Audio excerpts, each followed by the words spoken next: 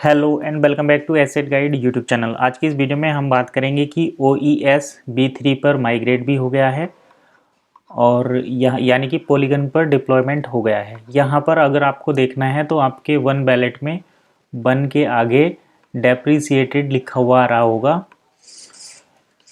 डेप्रीसिएटेड, अगर आप one डेप्रीसिएटेड ballot लिखा हुआ आ रहा है तो समझ लो आप पॉलीगन पर हैं, B3 वॉलेट पर आप पहुंच गए हैं। तो इस तरीके से हम ये चेक कर सकते हैं कि वन पॉलीगन पर है या नहीं। अब चलिए हम आगे की बात कर लेते हैं कि लोगों ने IMA ने कितने अकाउंट अब तक अपने डिप्लॉय किए हैं, कितना पैसा पहुंचा है कंपनी के पास और अब IMA को कैसे एक्सचेंज मिलेगी, क्योंकि सभी ने, अगर मैं बात करूं यहाँ पर 99% लोगों ने अपना डिप्लॉयमेंट इसलिए कराया है कि वो अब पॉलीगन पर वन को जो है OES को USDT के साथ एक्सचेंज कर पाएंगे। यही इस पेयर को एक्सपीरियंस करने के लिए सभी ने अपना अकाउंट वहाँ पर डिप्लॉय किया है। तो इस डिप्लॉयमेंट के माइग्रेशन में क्या प्रोसेस फीस लगी है, वो सारी चीज़ें हम आज यहाँ पर डिटेल में कैलकुलेट करेंगे, फैक्ट के साथ सारी चीज़ें देखेंगे। तो चलिए शुरू करते हैं वीडियो और आपको लेकर चलते हैं हम सबसे पहले OES USDT के लाइव स्कैन डाटा पर। तो सबसे पहले आप पॉलीगन पर देख सकते हैं, यहाँ OES USDT का जो प्राइस है दैट इज़ 44.32 US डॉलर। इतने प्राइस पर ये चल रहा है, ट्रेडिंग यहाँ पर हो रही है और ये लाइव डाटा है जिसको आप यहाँ पर भी नोट कर सकते हैं। ये रहा USDT OES DEX pair, the live OES/USDT DEX pair on Polygon chain traded on Uniswap B3 Polygon is 44.32, यानी कि इसको पॉलीगन स्कैन पर यूनिस्वैप B3 के अंदर ट्रेड किया जा रहा है। यूनिस्वैप UNISWAP यूनिस्वैप B3 के अंदर इसको ट्रेड किया जा रहा है। यहीं से ये डाटा आ रहा है, कितनी बाई सेल हो रही हैं वो चीज़ आप यहाँ पर देख सकते हैं। डिमांड और सप्लाई का जो सिस्टम था प्राइस अप एंड डाउन का, वो हम कल चेक कर चुके हैं। आगे हम आज की चीज़ें देखेंगे कि अब तक हमने क्या चीज़ें यहाँ पर एनालाइज की हैं। तो चलिए अब मैं आपको डायरेक्ट लेकर चलता हूँ पॉलीगन स्कैन पर, जहाँ पर आप वन इकोसिस्टम का डाटा देख सकते हैं। तो यहाँ पर देखिए टोटल सप्लाई तो आपको पता ही है और होल्डर्स जो हैं अभी तक 8,84,556 है। और ट्रांसफ़र अगर हम बात करें तो ट्रांसफ़र वाला जो अमाउंट है दैट इज़ 11,62,009। 11,62,009 इतना अकाउंट जो है अभी तक डिप्लॉय हो चुके हैं। अगर हम इसकी बात करें यहाँ पर तो आप चेक कर सकते हैं 11,62,000 अकाउंट डिप्लॉयमेंट हो चुके हैं। इन्होंने जो है B3 पर ट्रांसफ़र कर दिया है, यानी कि इन्होंने 25 यूरो की फ़ीस पे कर दी है। अब चलिए इसी से हम एक आइडिया लगाते हैं। देखिए हर अकाउंट, एक अकाउंट को डिप्लॉयमेंट करने के लिए लगती है 25 यूरो की फ़ीस। सभी पर 25 नहीं लगती, क्योंकि एक से दो अकाउंट हैं तब भी यहाँ पर 50 यूरो लगती है, 2 से 6 अकाउंट हैं तो भी 50 यूरो लगती है। हम इस पर डिटेल में नहीं जा रहे, लेकिन अगर हम देखें कि एक अकाउंट के बाद 25 यूरो, उसके बाद 10 यूरो, उसके बाद 10 यूरो, इस तरीके से अगर आप डिप्लॉयमेंट करते हैं तो भी एवरेज हम निकाल कर चलते हैं 11,62,000 में से टोटल 10 लाख अकाउंट डिप्लॉय हुए हैं, ठीक है, जिन्होंने 25 यूरो फीस की है। अब आप यहाँ पर ये बोल सकते हैं कि भाई 25 यूरो की बात तो ठीक है, लेकिन टोटल INR में जो कैलकुलेशन करेंगे, क्योंकि देखिए यहाँ पर कुछ लोग किसी प्राइस में यूरो परचेज़ कर रहे हैं, कुछ कैसे, तो आपका लगभग यहाँ पर 2500 रुपये तक का खर्च आ रहा है डिप्लॉयमेंट करने में, जो मैक्सिमम हम मान कर चल रहे हैं।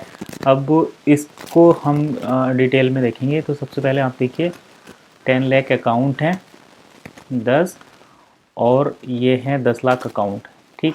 इन 10 लाख अकाउंट में 25 यूरो की फ़ीस भी की गई है, तो ये टोटल अमाउंट हो जाता है 25 और इतना, ये अमाउंट इतना हो जाता है, ठीक है। 10 लाख अकाउंट है, 25 यूरो फीस पे की गई है, तो ये अमाउंट बैठता है इकाई, दहाई, सैकड़ा, हज़ार, 10,000, लाख, 10 लाख, करोड़, 2 करोड़ 50 लाख। अब देखिए 2 करोड़ 50 लाख जो ये अमाउंट है, इसको अगर हम यूरो यूएसडी के हिसाब से अगर देखें, अभी यूरो का डायरेक्ट एक्सचेंज प्राइस, तो मैं यूरो का एक्सचेंज प्राइस देख लेता हूँ। यूरो INR एक्सचेंज प्राइस, तो ये देखिए 1 यूरो 88 रुपीज़ का है, लेकिन जब आप इसको एक्सचेंज पर ट्रांजैक्शन करेंगे तो ये बहुत ज़्यादा बैठता है। 95 से 100 रुपीज़ का 1 यूरो बैठता है, लेकिन हम इसको 90 ही कैलकुलेट करके चलेंगे। तो चलिए हम दोबारा से पॉलीगन स्कैन पर चलते हैं और 90 रुपीज़ के हिसाब से यहाँ पर हम कैलकुलेशन करते हैं। अब देखिए डाटा क्या निकल कर सामने आता है। तो 2 2 4 2 6 और एक ये 7, तो 0 लग जाएंगे। 1 2 3 4 5 6 7 और 9 पंजे 45, लगभग 22, इतना डाटा निकलकर सामने आता है। तो अब देखिए इकाई, दहाई, सैकड़ा, हज़ार, 10,000, लाख, 10 लाख, करोड़, 10 करोड़, अरब, यानी कि 2 अरब 25 करोड़, इतना रुपया पब्लिक केवल B3 माइग्रेशन, या फिर आप इसको कह सकते हैं पॉलीगन डिप्लॉयमेंट के नाम पर कंपनी के पहुंच चुका है। ये आप ध्यान करिए, 2 अरब 25 करोड़ रुपया है। 2 अरब 25 करोड़, 2 अरब 25 करोड़ रुपया डिप्लॉयमेंट के नाम पर और ऑल ओवर द वर्ल्ड से B3 माइग्रेशन पर, पॉलीगन माइग्रेशन के नाम पर जो है कंपनी के पास पहुंच चुका है। इस डाटा का अगर हम देखें, ये जो 2 अरब 25 करोड़ का डाटा है, इसका टोटल रिकॉर्ड IMA जो हैं, जितने भी IMA हैं, उन्होंने एक छोटी सी सोच पर ये पैसा दिया है, माइग्रेट किया है कि अब उन्हें कहीं ना कहीं OES/USDT एक्सचेंज का पार्ट बनना को मिलेगा, और ये पॉसिबल है DSP के थ्रू, यानी कि डील सेकर पूल के थ्रू। अब इस डील सेकर पूल की अगर हम बात करें, तो डील सेकर पूल में क्या प्रोसेस चलेगा वो हम चेक कर लेते हैं।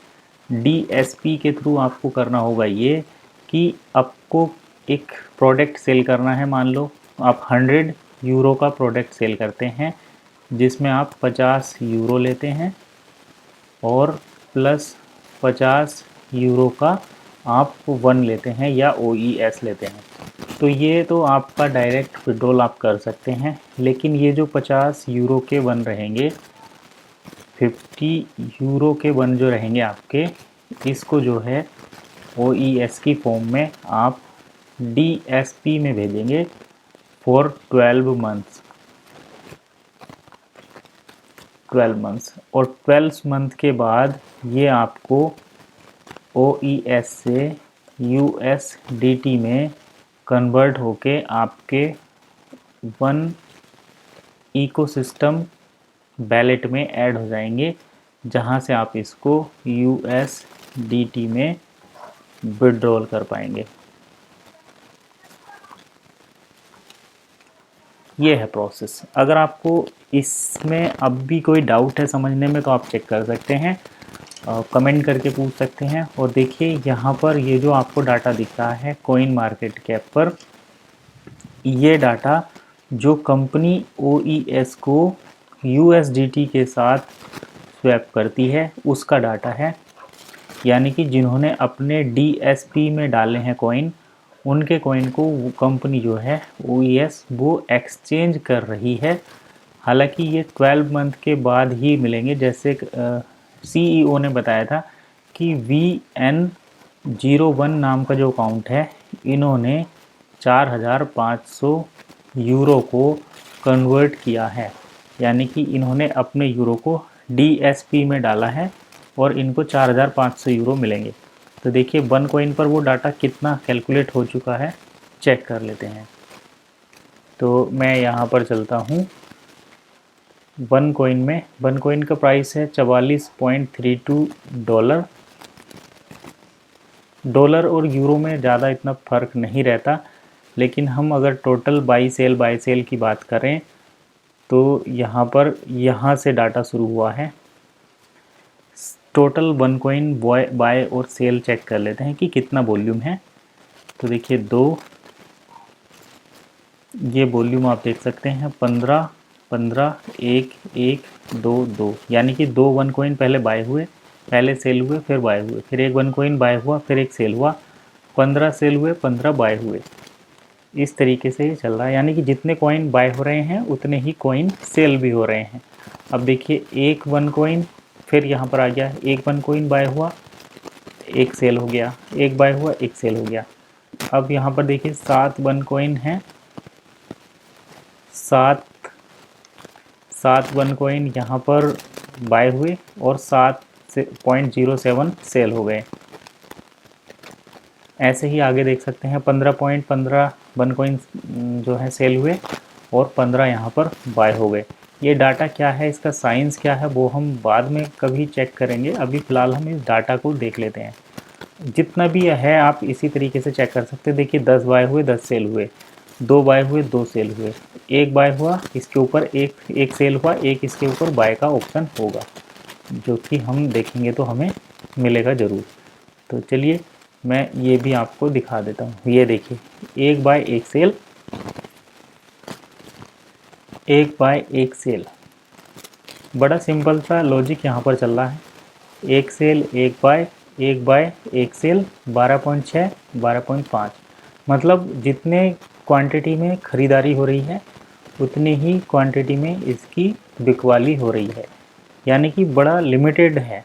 बायर्स भी उतने ही हैं जितने की सेलर्स हैं। 3.0 सेल हुए, 3 बाय हुए, 6.0 सेल हुए, 6 बाय हुए, एक बाय हुआ, एक सेल हुआ।